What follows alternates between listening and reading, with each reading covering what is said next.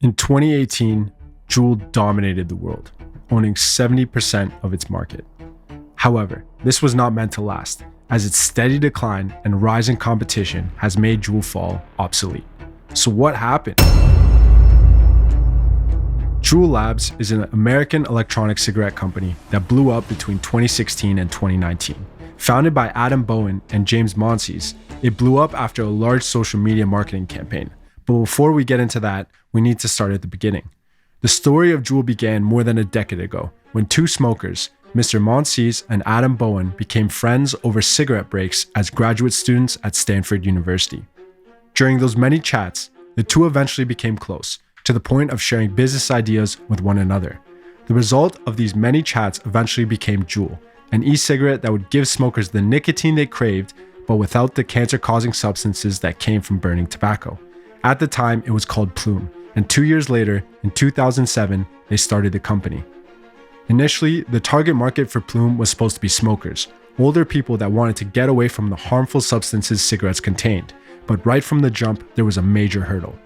FDA restrictions prevented Plume from claiming its product, specifically in the claim that Juul product was safer than cigarettes, which would obviously affect the ability of Plume to turn cigarette smokers away from that they already knew. This created a major stepping stone, but one that the founders found a way to overcome, for better or worse. Founders Bowen and Monsees began brainstorming different strategies and markets to target, and after many late nights, they eventually stumbled onto the idea of targeting young millennials. People who are occasional smokers and might be drawn to a more luxurious, sleekly designed tech product that they could carry in their pocket while bar hopping on a Saturday night. With this strategy in mind, the company changed their marketing approach. Instead of focusing on the health effects of Juul compared to traditional cigarettes, they tailored their copy to the flavoring and lifestyle of the product. This change quickly developed traction and eventually led to investors jumping on board. With the added money, the first prototype of Juul was released in 2010, the Plume Model 1 vaporizer.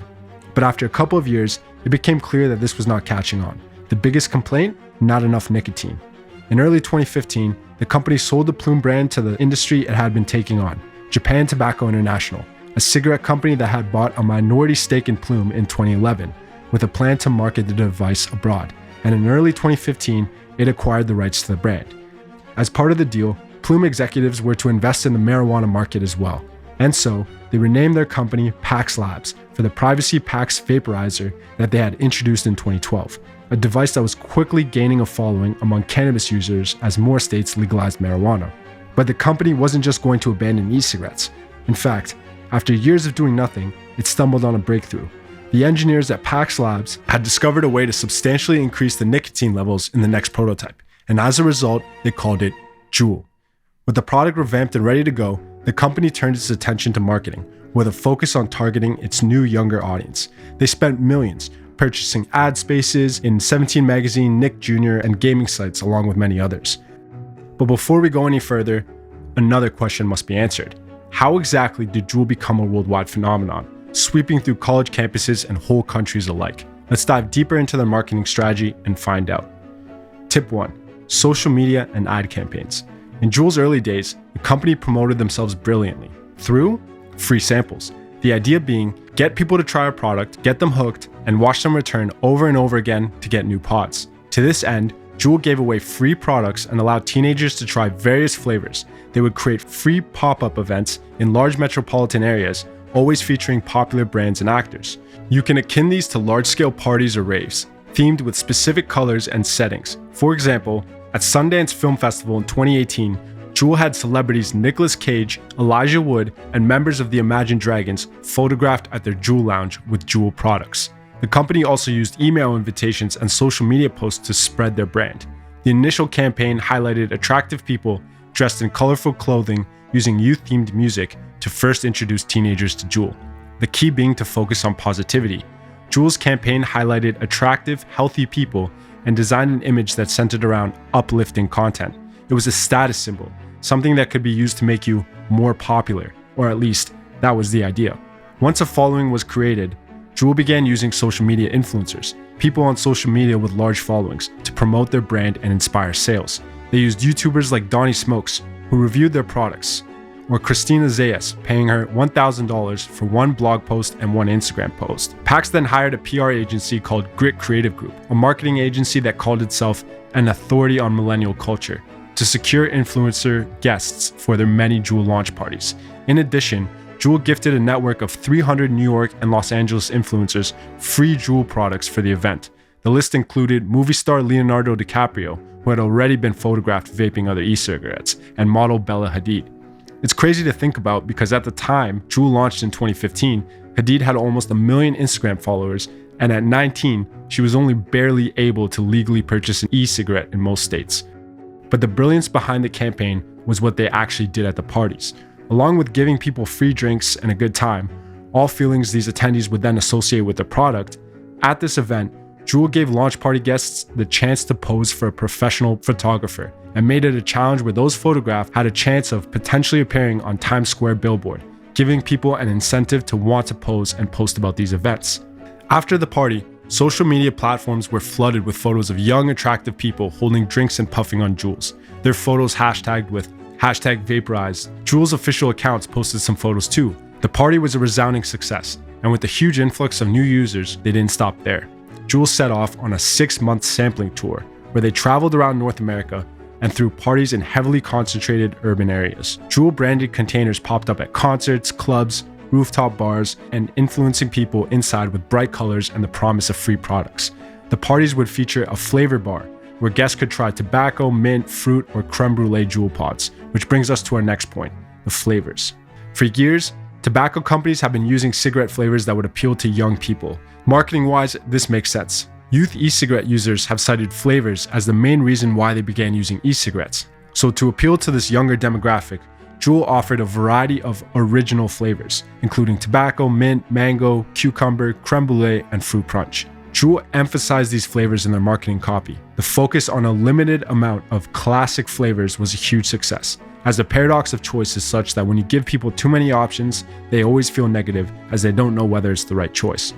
Using original flavors was perfect for the new up-and-coming product, as the flavors were not too niche and not too out there. The company emphasized its flavors with its first slogan in 2016, "Save room for Juul," as a play on the common phrase, "save room for dessert." As popularity grew and more people posted about Juul and the company, it shifted its attention to SEO. Juul used hashtags and targeted keywords to greatly expand the company's reach. Hashtags like Juul or Juul Vapor or Switch to Juul created an easy way for the product to be found online. In 2018, Juul posted an average of 877 times per day. Even though Juul closed its social media accounts and deleted its advertisements in late 2018, young users would still use the company-created hashtags. The teenagers' posts would do the work for the company, increasing engagement and the likelihood that the post would be retweeted and shared. This further promoted Juul's products to a greater audience.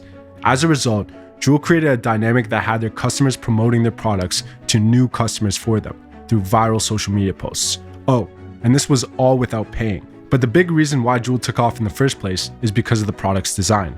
Marketing is much more than the strategies used to gain customers. It can also be built right into the product.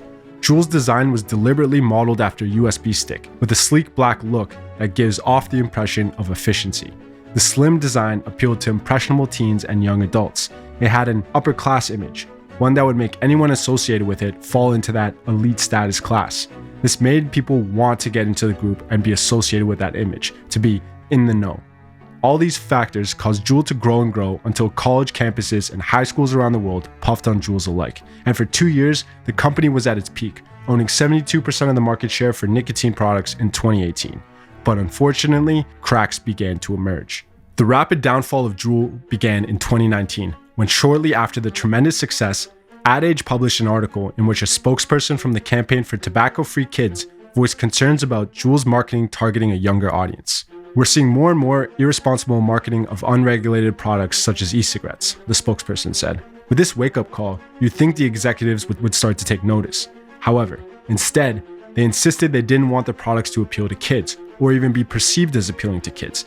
The Vaporize campaign had been in the world for only a short time, but already PAX executives were realizing it could sink the company before it even began swimming. In the summer of 2018, a group of former attorneys and public health experts got on a call with Juul executives, including then Chief Executive Kevin Burns, to advise them on how to stop teenagers from getting Juuls.